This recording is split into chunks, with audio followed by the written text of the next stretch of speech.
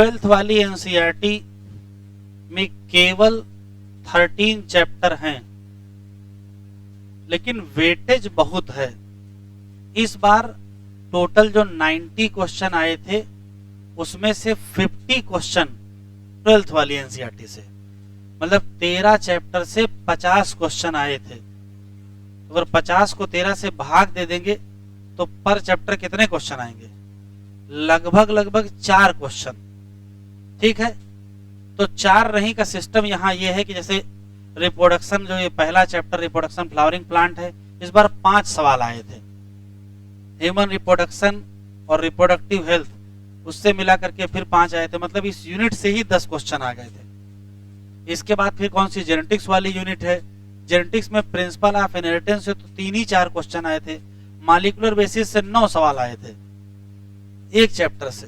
ठीक है, उसके बाद इवोल्यूशन से 1 क्वेश्चन आया था, लगा कि ज्यादा हो गया तो इवोल्यूशन से काट दिया। उसके बाद ह्यूमन हेल्थ एंड डिजीज वाली यूनिट है, केवल human health and disease chapter से 6 क्वेश्चन आए हैं। कैंसर से 3 सवाल आए हैं। इसके बाद माइक्रोब इन ह्यूमन वेलफेयर, इतना छोटा चैप्टर, 4 क्वेश्चन आए हैं। फिर बायोटेक, दोनों चैप्टर मिला करके 10 क्वेश्चन आए हैं। बात समझ रहे हो? 50 क्वेश्चन है 5 यूनिट में, तो कम चैप्टर में ज्यादा क्वेश्चन। किसी व्यक्ति का सिलेक्शन होगा या नहीं होगा वो 12th वाली एनसीईआरटी ही तय करती है, क्योंकि यही वो पोर्शन है जहां क्वेश्चन डिजाइन होते हैं। केवल माइक्रोब इन ह्यूमन वेलफेयर को छोड़ दीजिए तो वो थोड़ा रटने वाला चैप्टर है। ह्यूमन हेल्थ एंड डिजीज में थोड़ा रट लेते हैं, मान लेते हैं, बाकी सब समझने वाले चैप्टर हैं। रिप्रोडक्शन के तीनों चैप्टर बहुत मतलब कॉन्सेप्चुअल है, जेनेटिक्स इवोल्यूशन भी कॉन्सेप्चुअल है, बायोटेक भी कॉन्सेप्चुअल है, और इकोलॉजी में भी बहुत सारे कॉन्सेप्ट हैं। तो क्वेश्चन डिजाइन होने का जब नंबर आएगा तो 12th में ज्यादा डिजाइन हो जाते हैं। ठीक है, तो यहाँ समझेंगे, लिखना तो है ही, लेकिन समझना बहुत है। अच्छी चीज ये है कि 12th वाली एनसीईआरटी की मेमोरी बढ़िया है। अगर आप अच्छे से चीजों को पढ़ लेंगे तो भले ही आप नहीं रिवाइज करेंगे तो भी दिमाग में रुकी रहेंगे। तो यूनिट 5वीं 12th वाली एनसीईआरटी में पहली है रिप्रोडक्शन, और चैप्टर कितने हैं? पहले इसमें 4 चैप्टर हुआ करते थे, वे 3 ही हैं। Sexual reproduction in flowering plant, human reproduction और रिप्रोडक्टिव हेल्थ। इस बार इस चैप्टर से केवल 1 ही सवाल आया। कभी कभार इससे 5 क्वेश्चन आते हैं, कभी कभार 1 आता है, ऐसा हो जाता है। अभी क्या है, नया ट्रेंड जो शुरू हुआ है कि जो कोई यूनिट होती है उसके पहले जो कहानी लिखी होती है उससे भी क्वेश्चन पूछ लेते हैं। तो यहाँ केवल इतने में कुछ काम की बातें, बाकी यहाँ बताए इस चैप्टर में पढ़ाएंगे क्या, तो ये तो पूछेगा नहीं कि भैया बताओ रिप्रोडक्शन यूनिट में क्या क्या पढ़ोगे। ठीक है, तो यहाँ 2 क्वेश्चन है, सिर्फ सुन लीजिए। पहला सवाल ये है कि दुनिया में कोई भी ऑर्गेनिज्म अमर नहीं है। ठीक, तो सवाल यह है कि जब अमर नहीं है तो फिर पॉपुलेशन को एक्सटिंक्ट हो जाना चाहिए था, लेकिन लोग मर रहे हैं फिर भी पॉपुलेशन बची है। इसका मतलब कुछ और कॉन्सेप्ट है। क्या है कि इंडिविजुअल तो अमर नहीं है, लेकिन जो ग्रुप होता है, ग्रुप ऑफ इंडिविजुअल, और ग्रुप ऑफ इंडिविजुअल को पॉपुलेशन कहते हैं। पॉपुलेशन अमर होती है। क्यों?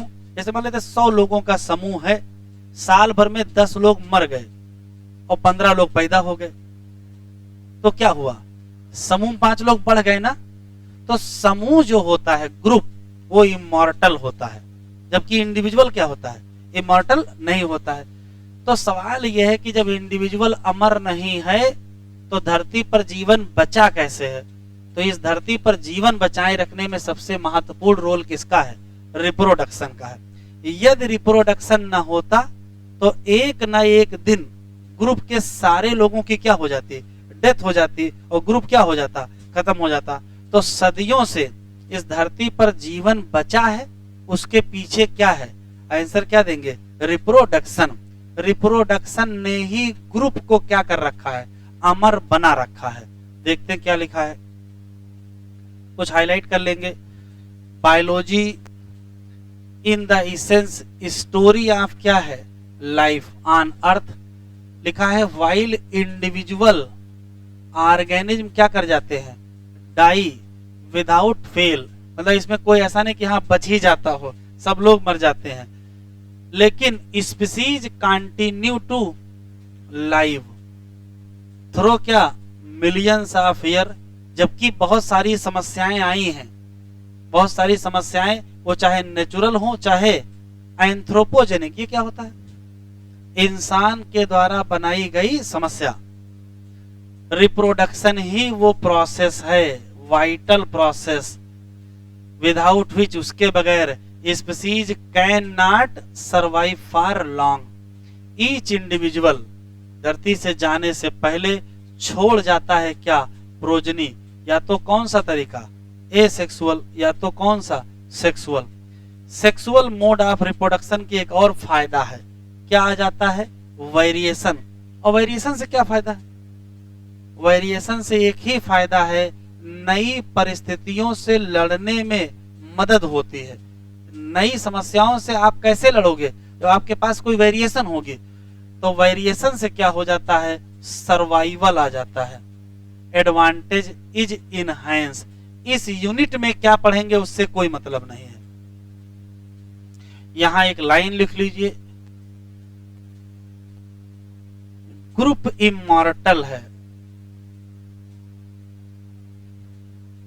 ड्यू टू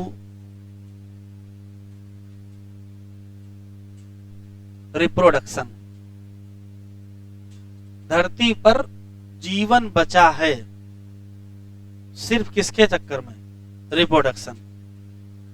यदि रिप्रोडक्शन ना होता तो एक ना एक दिन सब लोग क्या हो जाते? एक्सटिंक्ट हो जाते। चलिए, कितने चैप्टर हैं? 3 चैप्टर हैं। वेटेज वाइज देखें तो औसत है 10 क्वेश्चन का वेटेज है। किसी भी पेपर में आपको 10 क्वेश्चन मिलेंगे। बहुत एग्जामिनर खुश हो जाएगा तो 12-15 क्वेश्चन हो सकते हैं। जैसे 2012 वाला, अगर आप AIPMT वाला पेपर देखें तो सिर्फ इस चैप्टर से 12 सवाल आए हैं, तो ज्यादा खुश हो गए थे। और इससे 8 क्वेश्चन आ गए तो 20 क्वेश्चन यही से आ गए थे। तो ऐसा हो जाता है, कभी कभार एग्जामिनर रिप्रोडक्शन से ज्यादा खुश हो जाता है, ठीक है। नहीं तो सामान्यतः कितना? 10 से क्वेश्चन 12 क्वेश्चन का वेटेज है।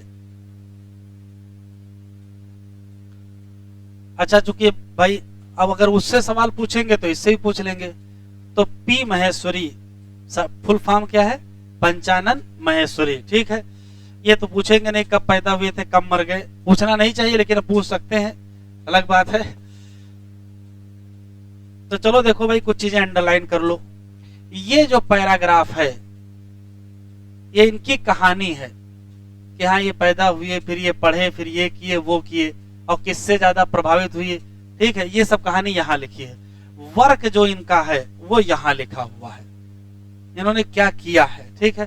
तो पहले इनके जीवन के बारे में सुन लेते हैं। भैया कब पैदा हुए? नवंबर में। और डेट नहीं बताए, हॉस्पिटल का नाम नहीं बताए कि किस हॉस्पिटल में पैदा हुए थे, और कहा? जयपुर, राजस्थान, ठीक है। Panchanan Maheshwari rose to become one of the most distinguished botanist. हाँ, ये याद रखिएगा, क्या है? बोटैनिस्ट है। नॉट ओनली इंडिया, इनको दुनिया में ही भी क्या किया गया? माना गया। देखो ये कहां चले गए, ये तो बहुत बड़ी बात है। पैदा कहां हुए? राजस्थान। और पढ़ने कहां चले आए? इलाहाबाद में। हाँ, ये बड़ी बात है। For higher education. और किए क्या? ये क्या है? तो पहले DSc होता है, डिप्लोमा इन साइंस, ठीक है। बाद में बैचलर इन साइंस आया। तो DSc किए। ड्यूरिंग हिज कॉलेज डेज, जब ये कॉलेज में थे तो किससे बहुत ज्यादा प्रभावित हो गए? W. डजन से। ये कौन है? अमेरिकन मिशनरी टीचर हैं। To develop interest in botany. इनका बॉटनी में इंटरेस्ट कहां से आया? इनके लेख पढ़ने से। देखो, इनसे मुलाकात नहीं हुई है, केवल इनका जो पब्लिश हो रहे होंगे पेपर वो पढ़े तो इनका इंटरेस्ट बॉटनी की तरफ हो गया। और बॉटनी में स्पेशली कहां चले गए? मॉर्फोलॉजी में, जो कम समझ में आती है, लोगों को याद नहीं होती है। एक बार इनके गुरुजी ने कह दिया था क्या, कि कभी ऐसा होगा कि हमारा कोई बच्चा हमसे आगे चला जाएगा पढ़ के। इनके गुरुजी ने ऐसे क्लास में लोग मतलब कह देते भावनाओं में कि हाँ कोई बच्चा हमसे भी अच्छा पढ़ लेगा, हमसे अच्छी जानकारी होगा। तो ये बात इनके दिल में बैठ गई। हाँ, इन्होंने कहा, लिखा है ग्रेट सेटिस्फेक्शन। इन शब्दों ने इनको बहुत ज्यादा क्या किया, इनकरेज कर दिया और कहा कुछ ना कुछ गुरुजी को वापस जरूर देंगे। ठीक है, मतलब ऐसा कुछ करके दिखाएंगे जिससे गुरुजी कहें कि हमारा बच्चा हमसे आगे निकल गया। चलो ठीक है।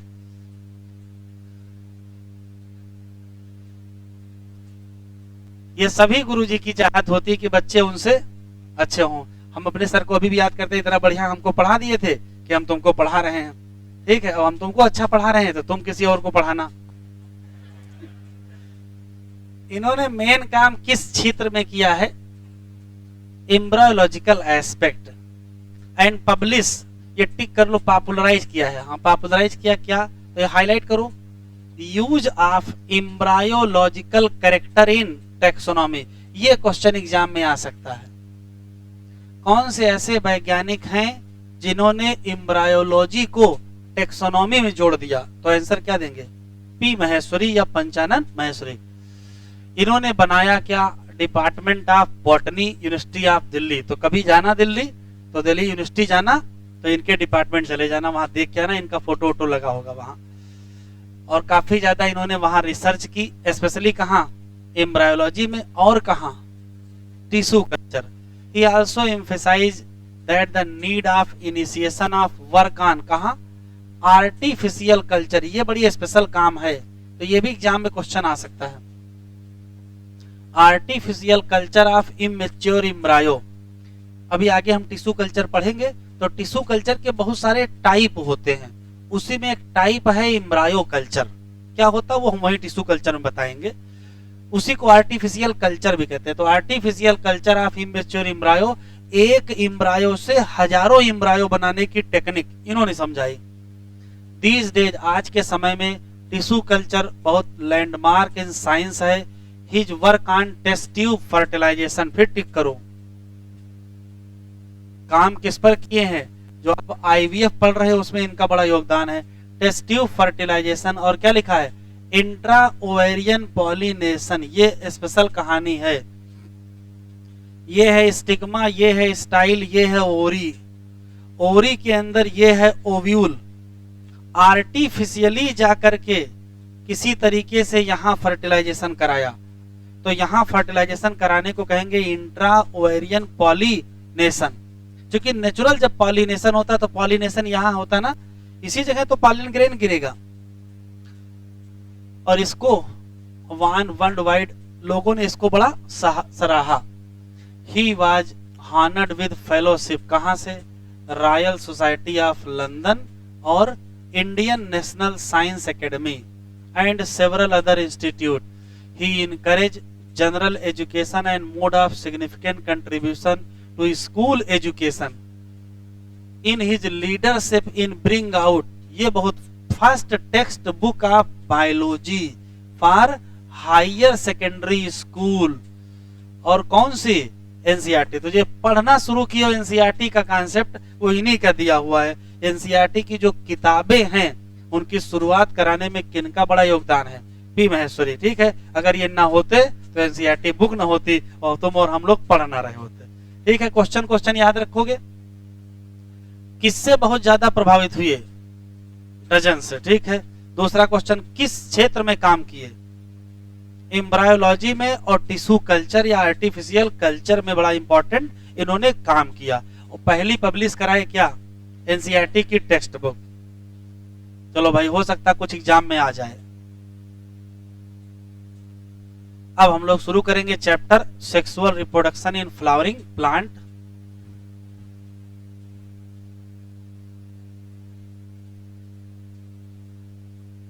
Sexual reproduction in flowering plant, chapter का नाम डालिए, हेडिंग डालिए introduction.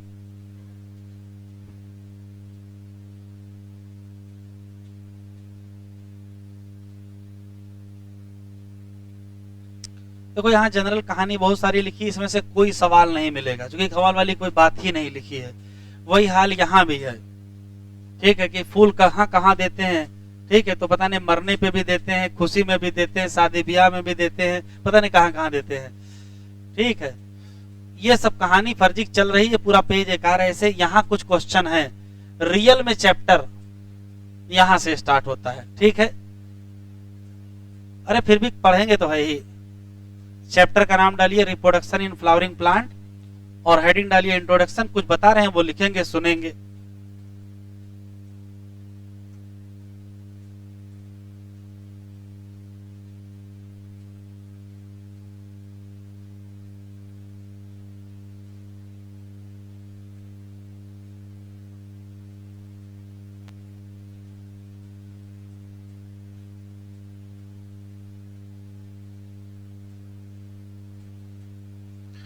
Sexual reproduction in flowering plant, अभी लिखेंगे नहीं, सुनेंगे। अगर हम किसी भी प्लांट के रिप्रोडक्शन की बात करेंगे तो दो तरीके होंगे।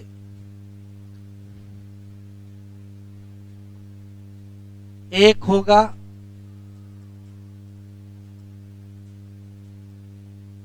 एसेक्सुअल रिप्रोडक्शन और एक होगा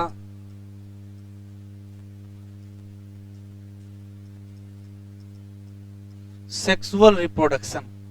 वैसे तो एसेक्सुअल और सेक्सुअल रिप्रोडक्शन में बहुत अंतर है, ठीक है, पूरी लिस्ट बनाई जा सकती है, लेकिन दो मेन अंतर याद रखेंगे।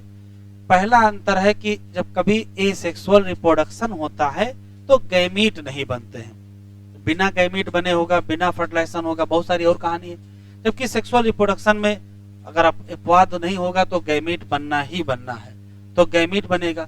अब सवाल है कि जब गैमीट बनेगा सेक्सुअल रिप्रोडक्शन में तो गैमीट बनाने वाले स्ट्रक्चर होने चाहिए, और गैमीट बनाने वाले स्ट्रक्चर फिर फ्लावर में मिलेगा। तो सामान्यतः ये होता है कि ऐसे पौधे जिसमें फ्लावर होगा वो क्या करेंगे, वो सेक्सुअल रिप्रोडक्शन जरूर करेंगे। तो जो दो तीन अंतर हैं, जैसे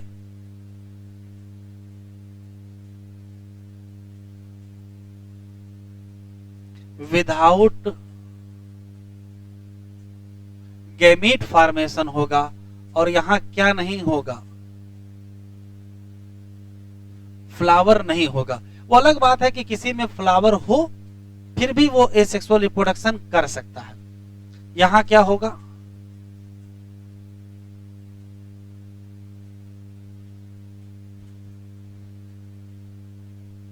विद गैमीट फॉर्मेशन होगा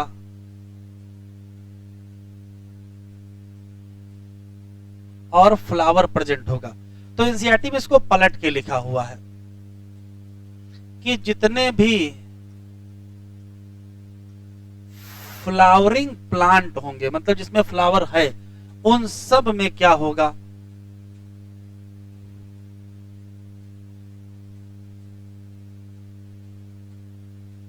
सेक्सुअल रिप्रोडक्शन होगा। अब जब सेक्सुअल रिप्रोडक्शन होगा तो फ्लावरिंग प्लांट में जो फ्लावर होता है, इसी फ्लावर को कहते हैं रिप्रोडक्टिव पार्ट, क्योंकि इसी के अंदर कोई ना कोई स्ट्रक्चर होगा जो गैमीट क्या करेगा, बनाएगा। इतना लिखो पहले।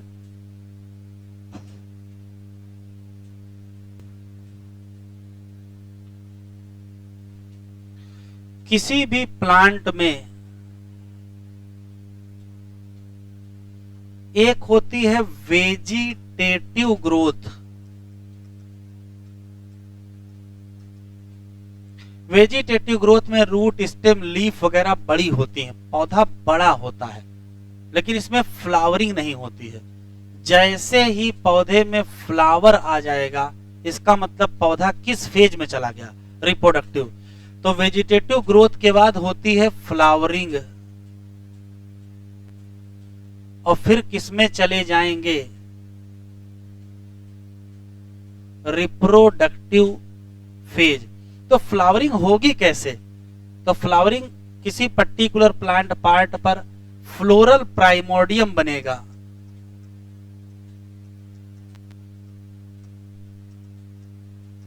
और इससे बनेगी बड, और उससे बनेगा क्या, फ्लावर।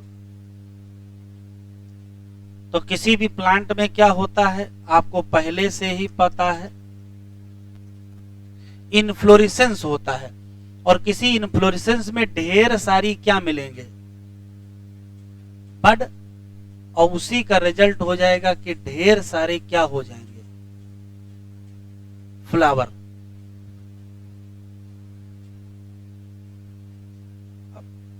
वैसे इंट्रोडक्शन से ज्यादा कोई क्वेश्चन है नहीं, 2 सवाल हैं, भी एक डायग्राम छोटा सा बनाएंगे वो देख लीजिएगा और उससे जुड़े 2-3 सवाल।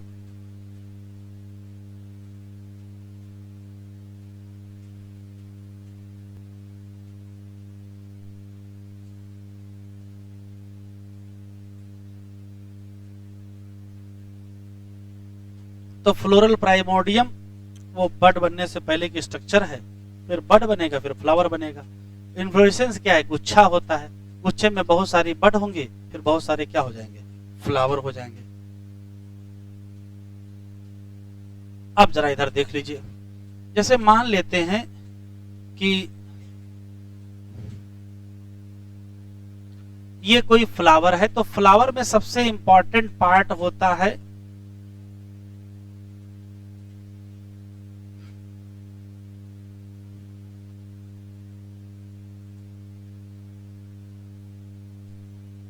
देख लीजिए फिर बनाइएगा बाद में।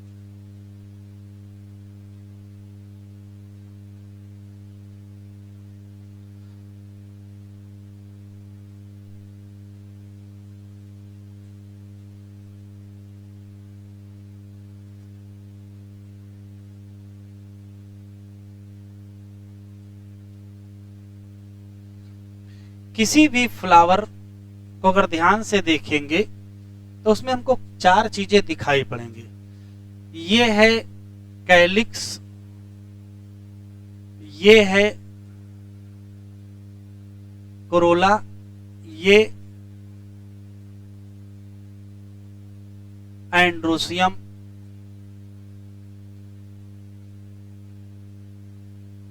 और गाइनेसियम।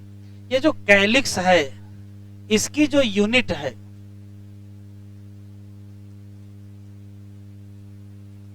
सेपल कहते हैं, इसकी यूनिट को पेटल कहते हैं, इसकी यूनिट को स्टेमन कहते हैं, और इसकी यूनिट को पिस्टिल या कार्पेल कहते हैं। काम की बात सुने, ये दोनों और ये दोनों में अंतर है। ये जो दोनों हैं ये रिप्रोडक्टिव पार्ट हैं, जबकि ये दोनों एसेसरी पार्ट हैं या नॉन रिप्रोडक्टिव पार्ट हैं। तो ये क्या है,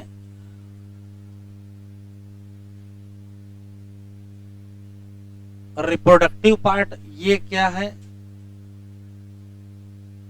नॉन रिप्रोडक्टिव पार्ट, और इसी नाते इनको एसेसरी पार्ट भी कहते हैं। एक और क्वेश्चन, अगर वो रिप्रोडक्टिव पार्ट हैं तो ये क्या है, ये है फीमेल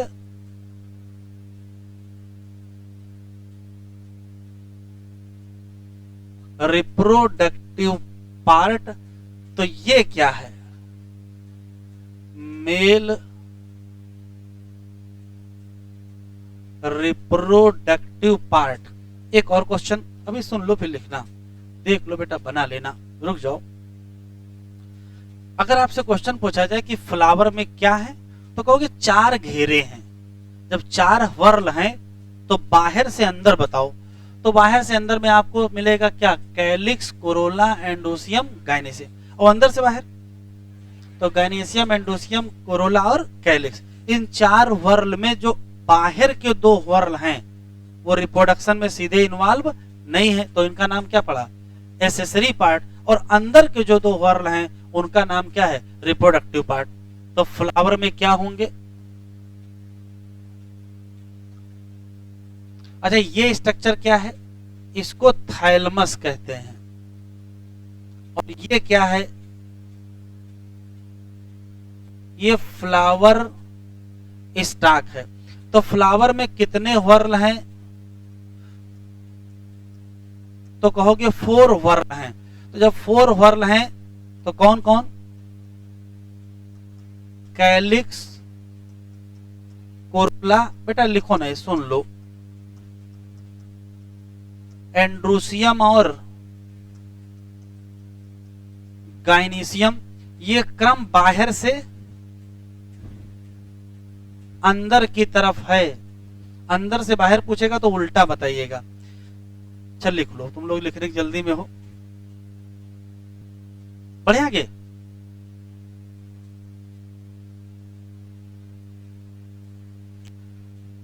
अब लिखिएगा नहीं, देखिए इधर।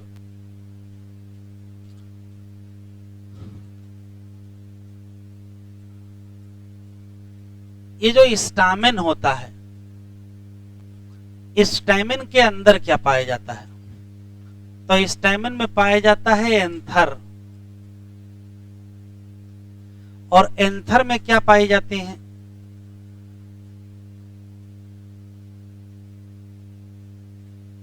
माइक्रोस्पोरेंजिया। क्या पाया जाता है? माइक्रोस्पोरेंजिया। और माइक्रोस्पोरेंजिया के अंदर माइक्रो स्पोर मदर सेल से बनते हैं क्या? माइक्रोस्पोर। और जब ये ग्रो करते हैं तो बन जाते हैं पॉलन ग्रेन। इसमें से जो पॉलन ग्रेन है इसे कहते हैं मेल गेमेटोफाइट।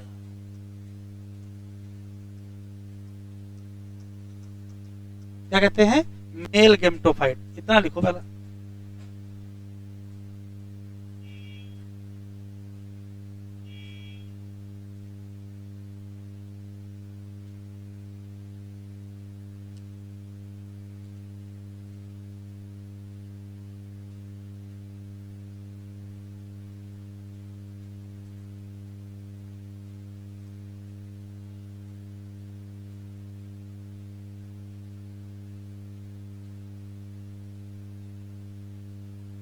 क्योंकि प्लांट किंगडम में पढ़े नहीं है, अगर थोड़ा बहुत पुराना याद हो तो माइक्रोस्पोरोफिल सुने हो।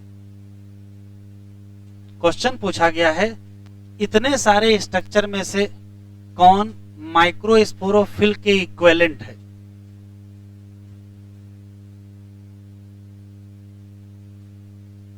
माइक्रोस्पोरोफिल।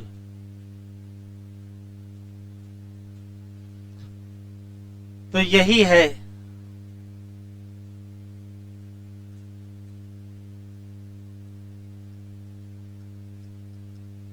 माइक्रोस्पोरोफिल के जैसा। स्टैमेन माइक्रोस्पोरोफिल के जैसा है। स्टैमेन का जो एंथर है उसमें क्या है? माइक्रोस्पोरेंजिया। उसमें माइक्रोस्पोर मदर सेल, उससे माइक्रोस्पोर से पॉलन ग्रेन, उसी का नाम। अब फीमेल में आ जाओ, पिस्टिल।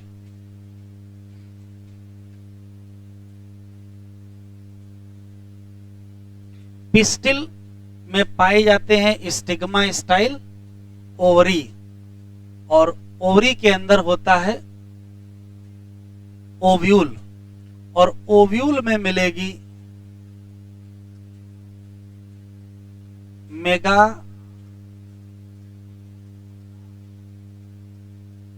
Spore mother cell. उसमें होगी मियोसिस तो बनेगा मेगा स्पोर। और मेगा स्पोर का जब डेवलपमेंट होगा तो बनेगा इम्ब्रायोसैक। और इसी इम्ब्रायोसैक को क्या कहते हैं? Female gametophyte. और इसी पिस्टिल या कार्पेल को कहते हैं मेगा स्पोरोफिल। क्या कहेंगे? Mega sporophyll. क्वेश्चन ये है मेगा स्पोरेंजिया कहां गायब हो गया? जब यहां माइक्रो स्पोरेंजिया है तो यहां मेगा स्पोरेंजिया होगा। आया हुआ सवाल है, नीट ही का है, मेगा स्पोरेंजिया कौन है इसमें? तो जो ओव्यूल है इसी का नाम क्या है? Mega sporangia. और उसी में क्या मिलेंगे? Mega spore mother cell. उसी से क्या बनेंगे? Mega spore. और मेगा स्पोर से क्या बनेगा? Embryo sac. उसी को फीमेल गेमेटोफाइट। तो फीमेल वाले में याद रखिएगा। मेगा स्पोरोफिल कौन है? तो कहोगे पिस्टिल या कार्पेल है।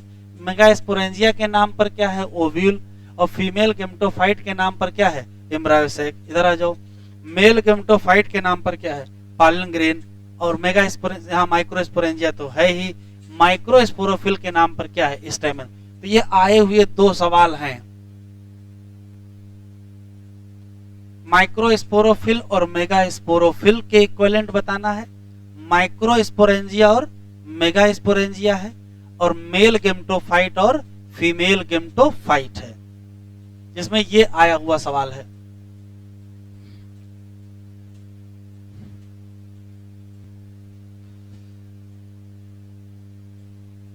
किसी भी फ्लावर में mega sporangia is equivalent to, तो आंसर देंगे ओव्यूल। एग्जामिनर ने लगा दिया दिमाग, ओव्यूल ऑप्शन से हटा दिया,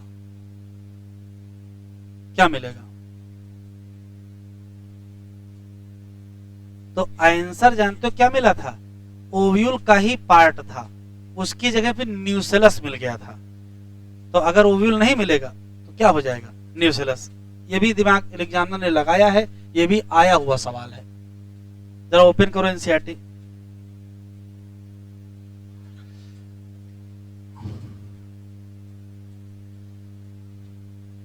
कह रहा है हम लोग लकी नहीं है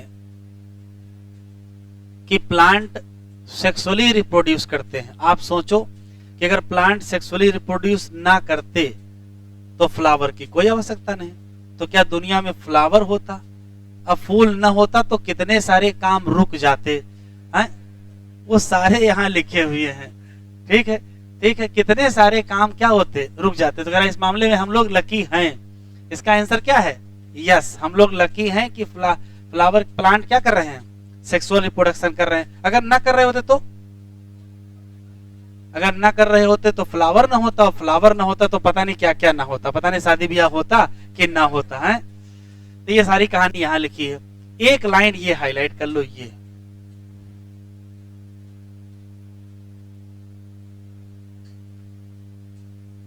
कह रहा पौधे ना होते तो परफ्यूम ना होते, तो हम उसकी गंध से मदहोश ना हो जाते। 12th वाली एनसीईआरटी में बड़ी खतरनाक भाषा लिखी है। इसका देखो, ये मदहोश होना है, होश खो देना। ठीक है। और गेजिंग का मतलब क्या होता है? अगर फूल ना होते तो हम उनको एकटक देखते न रहते। ऐसे ऐसे इसमें लिखा है, जैसे लग रहा कोई कवि कविता लिख रहा है। ठीक है, ये कहानी यहाँ है। अरे पूरा पढ़ने का मतलब नहीं, एक लाइन हाईलाइट करो, टाइम काहे खराब कर रहे हो?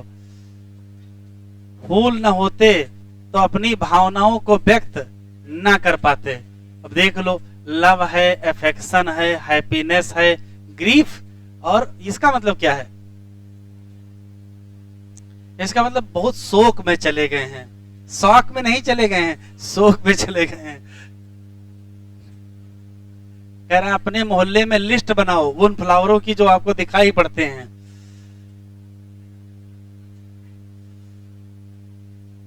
कह रहा बहुत सामाजिक है, सोशल एंड कल्चरल। जनरल कहानी है। फ्लावर क्या है? Morphological and embryological marvel. Marvel मतलब यह आश्चर्य है भैया, और यही वो जगह है जहां क्या होगा? Sexual reproduction. कह रहा पहले क्लास में आप पढ़ चुके हो, वहां लिखा आगे पढ़ाएंगे। Pre fertilization structure. कह रहा है जब एक्चुअल फ्लावर दिखाई पड़ता है किसी पौधे में, पौधा उसको बनाने का निर्णय पहले ही ले चुका होता है कि हमको फ्लावरिंग करनी है। और फ्लावरिंग के लिए क्या चाहिए?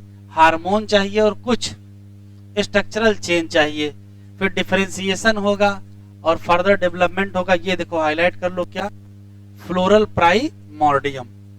इन्फ्लोरेसेंस बनेगा जिसमें ढेर सारी क्या होंगी, बड होंगी, फिर बाद में क्या बन जाएंगे, फ्लावर। किसी फ्लावर में मेल और फीमेल रिप्रोडक्टिव स्ट्रक्चर, नाम एंडोसियम और गाइनेसियम। यू विल रिकलेक्ट करा, एंडोसियम किसका घेरा है, स्टैमेन का घेरा है, जो कि क्या है, मेल रिप्रोडक्टिव ऑर्गन है, जबकि गाइनेसियम क्या है, फीमेल रिप्रोडक्टिव ऑर्गन है। ठीक है, तो जनरल कहानी खत्म। जो जरूरी था वो मैंने आपको बता दिया है। यहां से चैप्टर स्टार्ट होता है। तो हेडिंग डालिएगा स्टैमेन, सिर्फ स्टैमेन, ये नहीं डालना है बस, क्योंकि इन्होंने सिर्फ लिख दिया है स्टैमेन कामा माइक्रोस्पोरेंजियम कामा पालेंग्रेन। स्टैमेन ही खत्म होगा 2 पेज में, फिर 1 पेज में माइक्रोस्पोरेंजियम खत्म होगा, फिर 1 पेज में पालेंग्रेन खत्म होगा। तो सिर्फ हेडिंग ये डालेंगे स्टैमेन। तो हेडिंग डालिए एंड्रोसियम, बगल में स्टैमेन।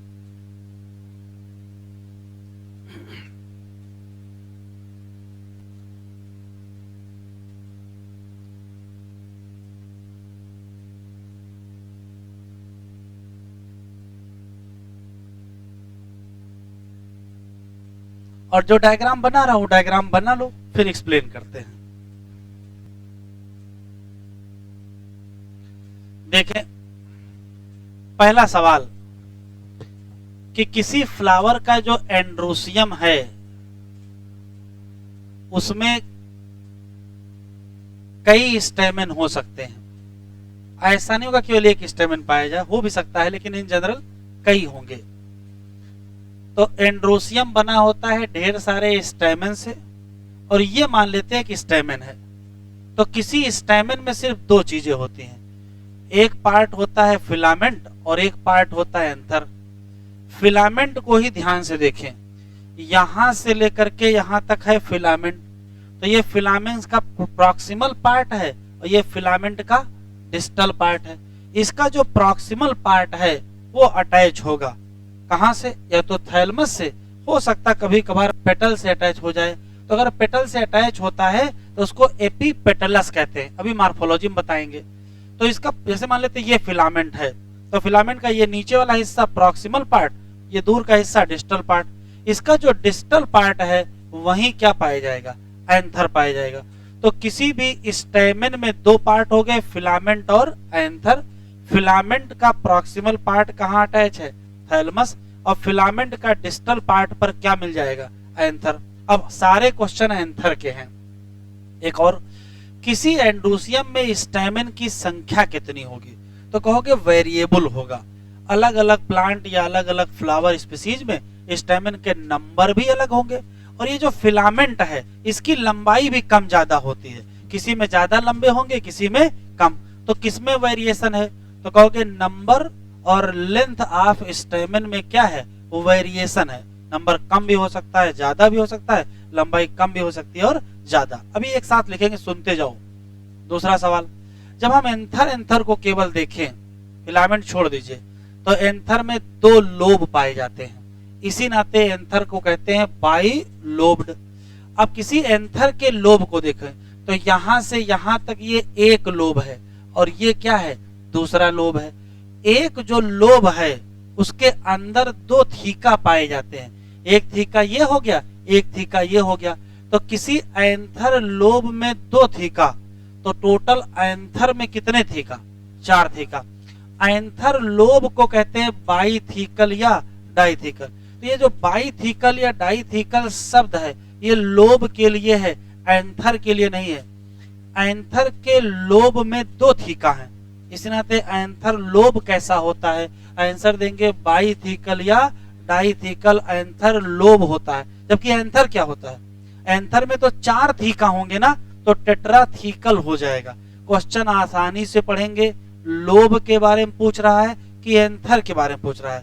लोब में कितने थीका, 2 थीका, और एंथर में 4 थीका। तो एंथर लोब कैसा होता है, तो कहोगे डाईथीकल एंथर लोब होता है। अब चूंकि लोब 2 होते हैं तो थीका एंथर में 4 हो जाएंगे।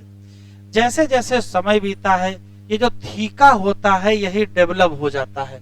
एक थीका से एक माइक्रोस्पोरेंजियम बनता है, एक थीका से एक माइक्रोस्पोरेंजियम। तो थीका कितने हैं, 4, तो माइक्रोस्पोरेंजियम भी कितने हो जाएंगे। तो किसी टोटल एंथर में कितने माइक्रोस्पोरेंजियम होंगे, तो कहोगे 4 माइक्रोस्पोरेंजिया इन 1 एंथर।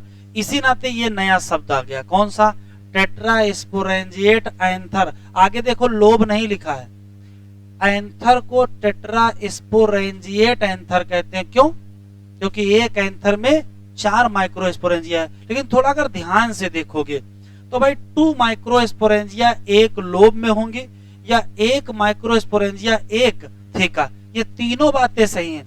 एक थीका में 1 माइक्रोस्पोरेंजिया, ये भी सही है। एक लोब में 2 माइक्रोस्पोरेंजिया, ये भी सही है। और एक एंथर में 4 माइक्रोस्पोरेंजिया, ये भी सही है। तो क्वेश्चन आसानी से पढ़िएगा, वो थीका के रेस्पेक्ट में कह रहा है कि लोब के रेस्पेक्ट में कह रहा है कि एंथर के रेस्पेक्ट में कह रहा है। अगर थीका में पूछेगा तो 1 माइक्रोस्पोरेंजिया एक थीका में, और लोब में पूछ रहा है तो 2 माइक्रोस्पोरेंजिया एक लोब में। अब एक लोब में 2 हैं और लोब टोटल 2 हैं, तो फिर क्या हो जाएंगे, 4 माइक्रोस्पोरेंजिया इन एंथर। तो ये भी सही है, ये भी सही है, ये भी सही है।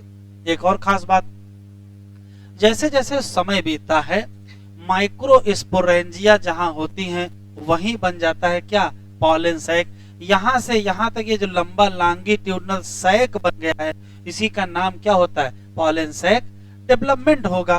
भाई इसी माइक्रोस्पोरेंजिया से माइक्रोस्पोर मदर सेल बनेंगी, फिर उसी से माइक्रोस्पोर बनेंगे और फाइनली क्या बनेंगे, पालन ग्रेन बनेंगे। तो वो पालन ग्रेन यहीं तो भर जाएंगे। तो समय की बात है, एंथर यंग है, उसके बाद धीरे धीरे डेवलपमेंट होगा।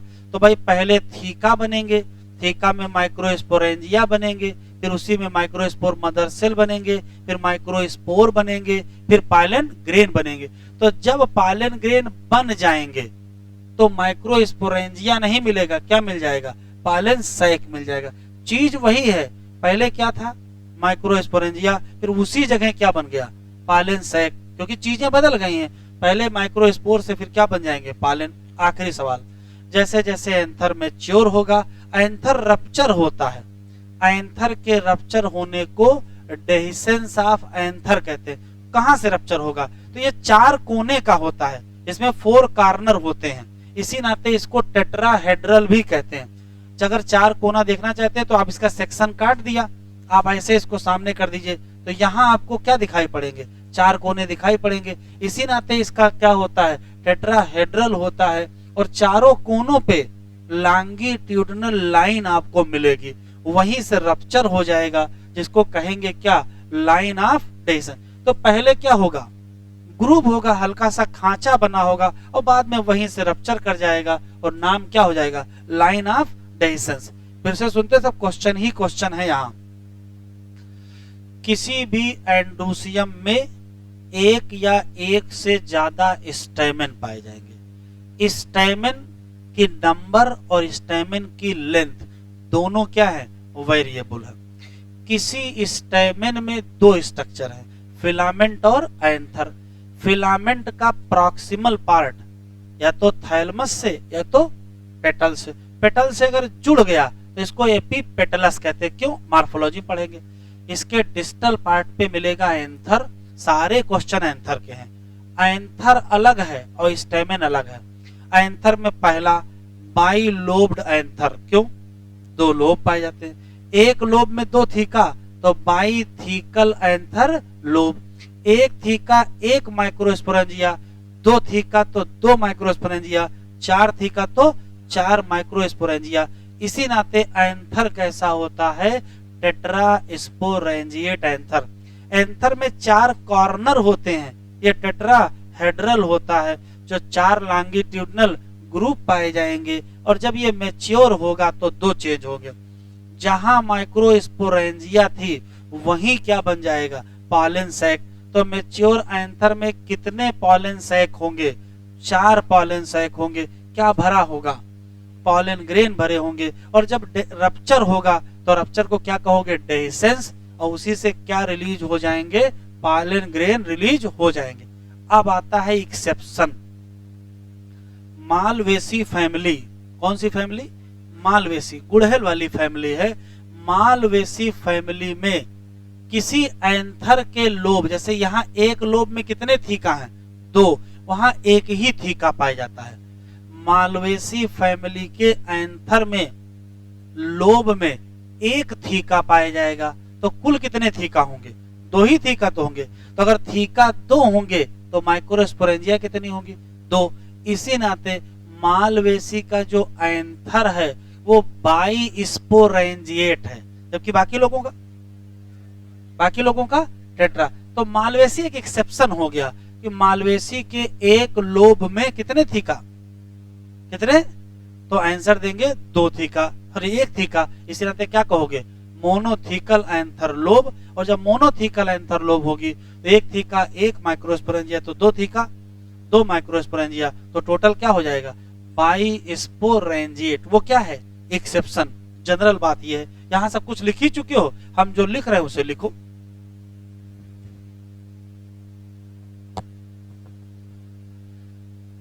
ईच एंड्रोसियम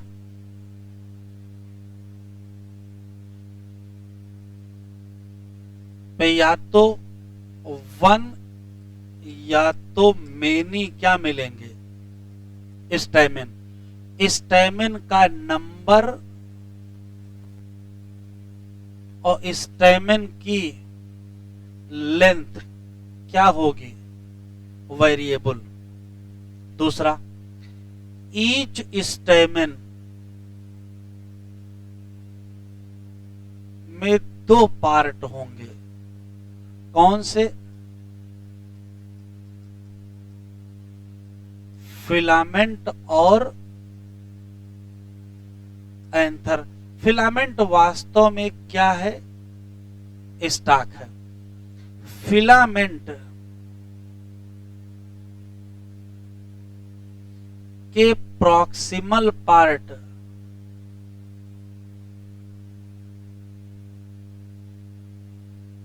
और डिस्टल पार्ट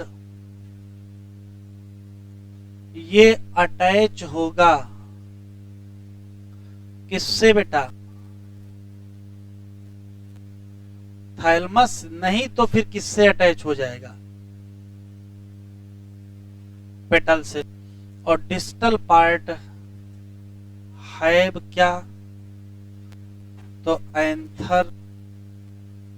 ठीक है, अब हम एंथर की बात करेंगे।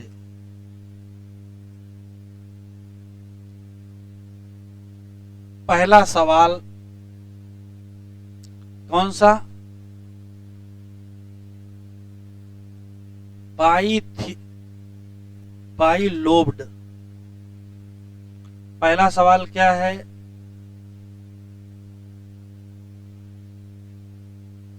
बाई लोब्ड एंथर है। क्यों कहोगे? टू लोब इन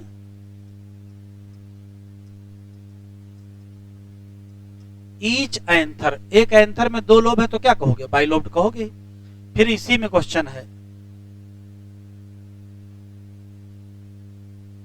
बाइथिकल एंथर लोब, ये क्यों कहोगे? तो कहोगे दो थीका इन ईच लोब। इसका मतलब है टोटल फोर थीका इन वन एंथर।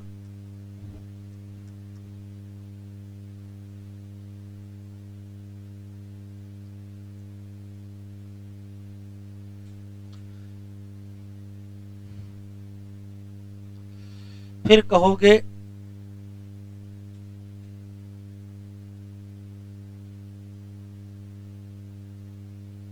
Tetrasporangiate anther. ये क्यों कहोगे? तो कहोगे फोर माइक्रो स्पोरेंजिया इन वन एंथर। या ऐसे भी तो कह सकते हो,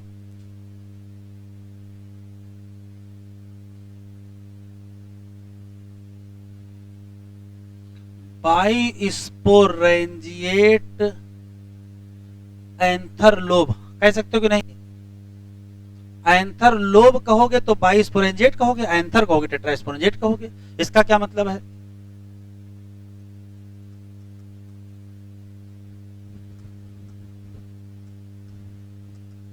to microsporangia in one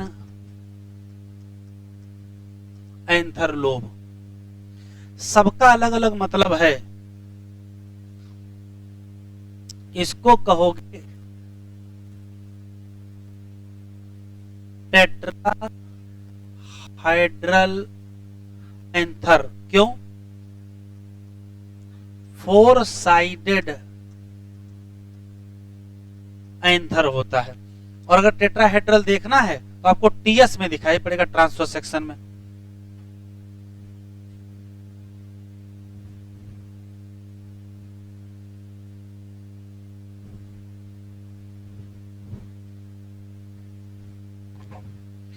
fix याद रखिएगा, जब एंथर मैच्योर करेगा तो जहां माइक्रोस्पोरेंजिया थे वही क्या बन जाएंगे? पॉलन सैक बन जाएंगे।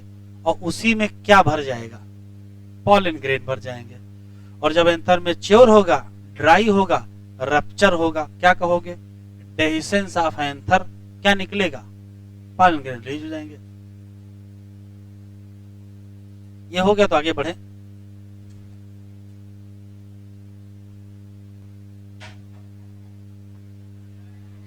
मतलब सटीक है भैया तुम्हारी बोतल, राइट टाइम अलार्म बजाती है।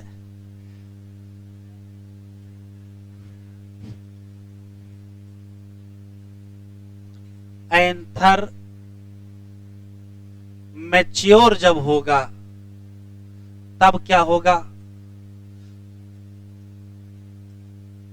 तब माइक्रोस्पोरेंजिया जहां होंगी वही डेवलप हो जाएगा क्या? Pollen sac. ये है क्या?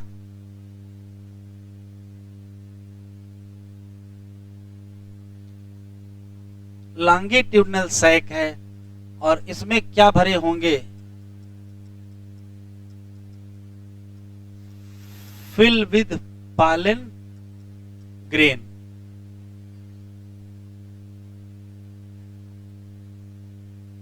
लिखते चलो।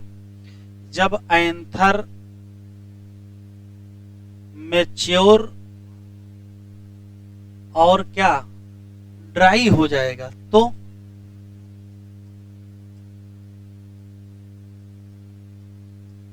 रप्चर ऑफ एंथर एट कौन सी लाइन पर?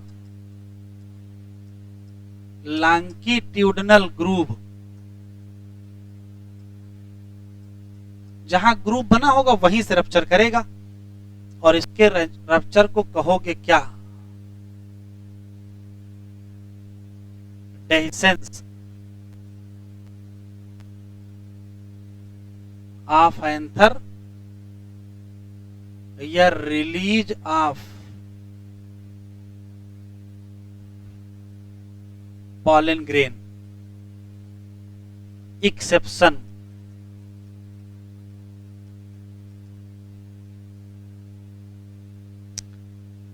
मालवेसी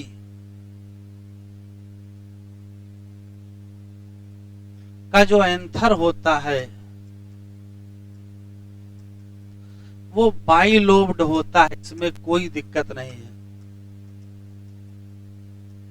लेकिन मोनोथीकल होता है।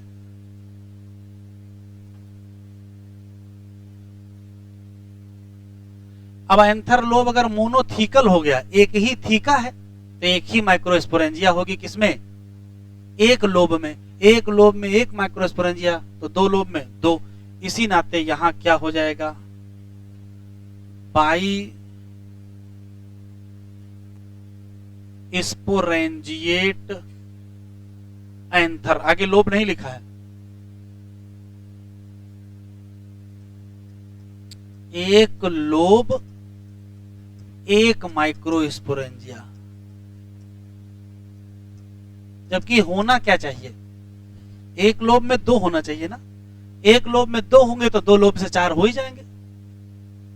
तो ये स्पेशल कहानी है। मालवेसी में एंथर तो बाई लोब्ड होता है, लेकिन उसका मोनोथिकल एंथर लोब होता है, जबकि वहां क्या पढ़ रहे थे, बाईथिकल एंथर लोब पढ़ रहे थे। और एक लोब में एक माइक्रोस्पोरेंजिया, तो टोटल माइक्रोस्पोरेंजिया कितनी होंगी, दो। तो क्या कहोगे, बाई स्पोरेंजिएट एंथर।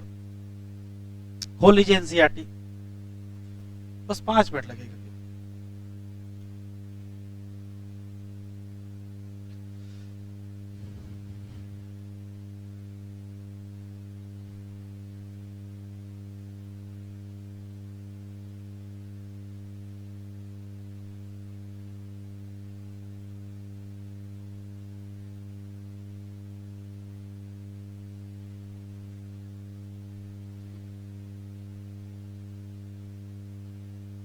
मुंह काहे बना रहे हो,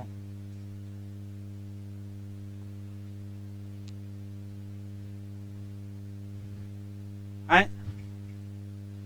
जब डॉक्टर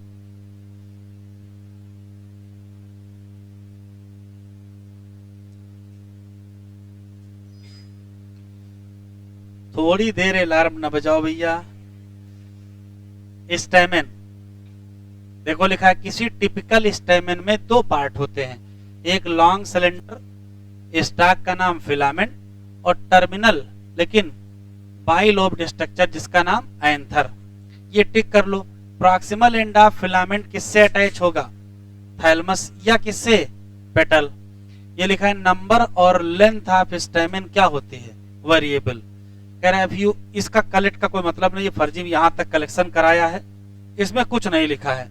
कह रहा जाओ देखो पार्क में कितने फ्लावर हैं और सब कहां कहां से अटैच हैं, इतने टाइम नहीं। कह रहा 10 फ्लावर लो, इसमें कुछ नहीं लिखा है। कह रहा जो टिपिकल एंजियोस्पर्म है, typical angiosperm anther is bilobed, और ईच लोब में कितने हैं, दो थीका। तो क्या कहोगे, डाइथीकस एंथर लोब। क्या मिलेगा, longitudinal groove run lengthwise separating the theca. कर understand various type of tissue and organisation in transverse section. फिर यहां से पढ़ेंगे bilobed anther, bilobed nature of anther is very distinct in transverse section of anther. Anther कैसा होता है, 4 sided, उसको सही कर, टेट्रागोनल होना चाहिए, टेट्राहेड्रल नहीं, टेट्रागोनल। सही कर लो बेटा। Tetragonal structure consist of 4 microsporangia located at corner. 2 microsporangia किसी एक लोब में।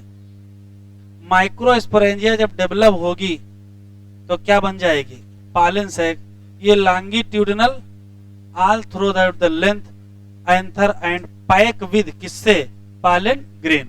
करेक्शन जरा कर लीजिए बेटा। हाँ बाद में हमको फोन करोगे सर आपने क्या पढ़ा दिया।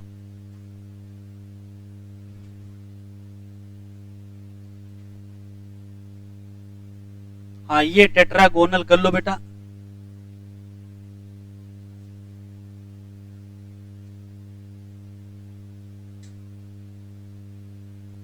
टेट्राहेड्रल तो अमोनिया होता है।